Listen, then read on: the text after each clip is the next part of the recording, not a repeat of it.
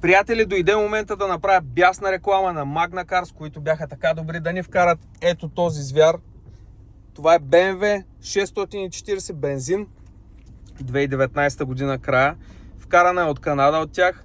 Колата е на 160 000 реални километра и е без нито един удар. Брутална кола с Full X3 почти. Вижте само за какво става въпрос. Отзаде също е дигитално. Има штори, има салон, който е такъв много як. Проверихме колите, които са в България със същите екстри, със същия салон, вървят от 60 000 лева нагоре. Тази кола стигна до България за 45 000 лева.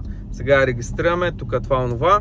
Ще сложа утре нови гуми, обслужил съм я и колата е песен. Няма удар, няма от какво се притеснявам, няма да ходя по майстори, да я правя, да я кърпя, не знам си какво. Брутални коли вкарват. Имам още 5-6 човека, мои приятели, които си вкараха коли през Magna Cars. Всички са супер доволни, има брутални аудита, няколко човека си вкараха аудита, които са скандални на много добри пари. Така че, който от вас иска истински автомобил, който не е блъскан, няма никакви скрити дефекти, е на реални километри, последвайте Magna Cars, ще ги тагна отдолу в TikTok им.